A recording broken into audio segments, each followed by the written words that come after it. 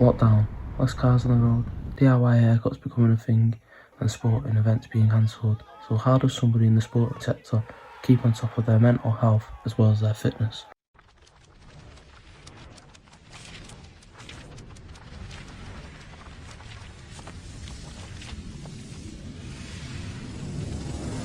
To find out how sports stars were coping with the recent pandemic, I sat down with FC United's recent recruit, goalkeeper Ollie Martin. From day one going into lockdown, I've been trying to keep fit. One of my old teammates, Ben Ward, he's been sort of really pushing, doing like Zoom workouts.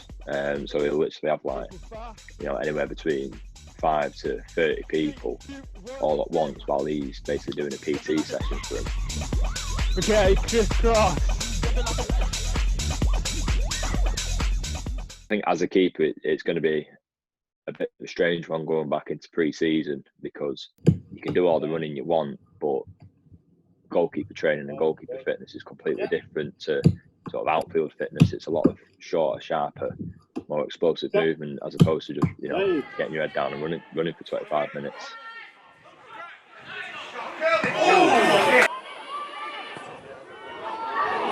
In the terms of exercise, so you were saying about short things, short bursts and stuff like that. Have you been doing anything your own? I know you said about you'd done like a goalkeeper specific training.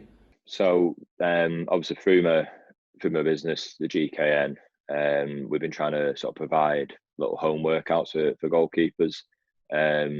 So one of the co-owners, Chris Kiernan, he's got his full setup in his back garden. So he's got a rebound board. So you throw the ball at it and it just springs it back to you. So I've bought one of them.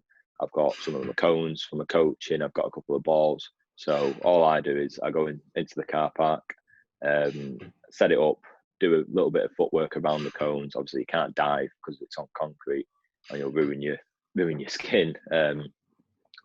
But anything where you're getting your little short, 2 or 3 yard movements in, that's going to be goalkeeper specific. As a sort of like a co-owner of the GK, I'm trying to sort of set an example in doing the sessions, and then hopefully other people will do them as well. Same goes for CK and Chris Appleton, who I run it with. You said that you've been doing training and stuff like that and PT sessions over Skype and that.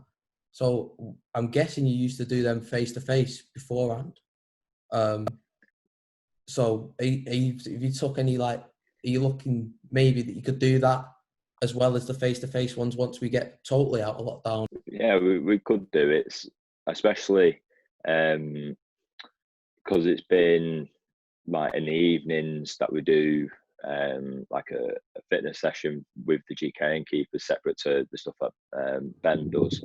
But there's a lot of keepers who, particularly like semi-professional keepers, where they'll only have the sessions for Tuesday, Thursday, and then a game on Saturday, and there might even be a game on Tuesday. So you've got the Monday, the Wednesday, and the Friday, and the Sunday where you can be doing extra work. A lot of the time, our sessions with the GKN are on Sundays, just because that's the day that everyone's free.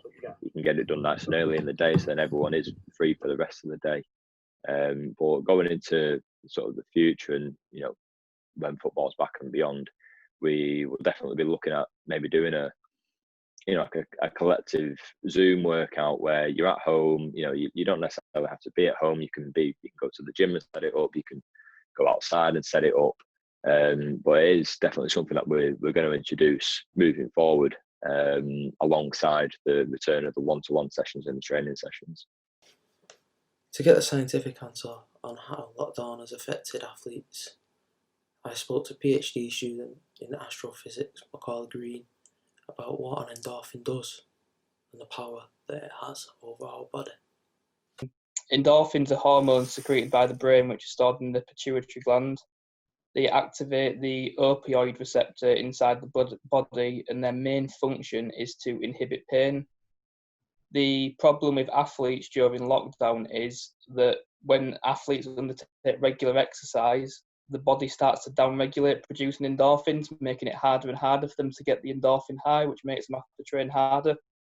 But obviously, during the COVID-19 outbreak, they can't train as much, which means the body's producing less endorphins, which could lead to clinical depression and other mental health issues. After speaking to Ollie, I wanted to find out how lockdown has affected somebody who was looking to move overseas to progress their future. With flights grounded and countries shutting their borders, how does this affect someone's career aspects?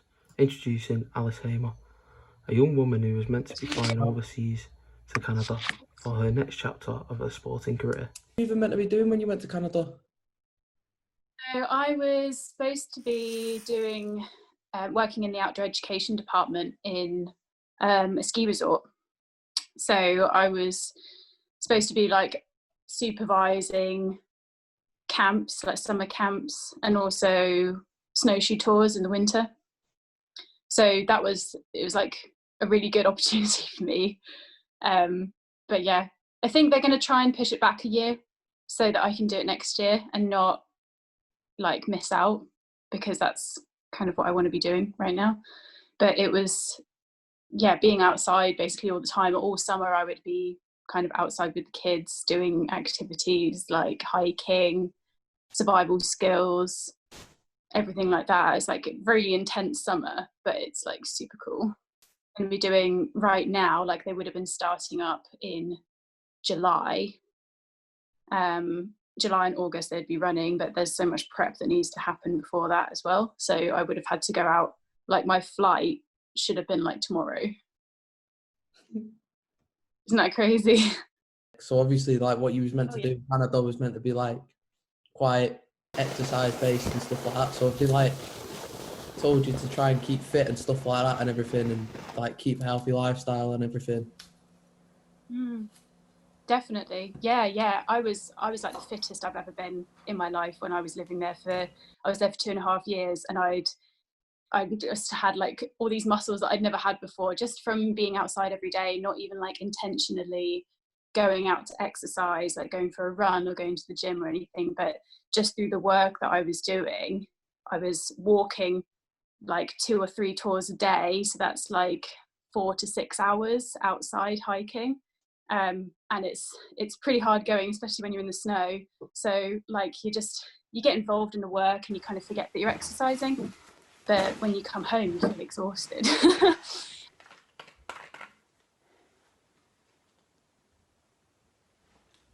The lifestyle there that you've just explaining then is like quite heavy exercise and stuff like that. So obviously you're getting quite a lot of endorphins and stuff like that. So your natural high is there anyway. So now that we're all stuck indoors, you know, you can only have that one exercise. Well, until today, you could only have that one exercise a day, you know. So like, what was you doing to try and get over not having that natural high? That's very true. I mean, it has changed a lot, and you definitely have to focus more on how you're going to fulfill yourself and how you're going to maintain your time and like make yourself feel good even though you're inside. Like, I think I've really tried to focus on still getting out as much as I can, because even just being outdoors makes me super happy.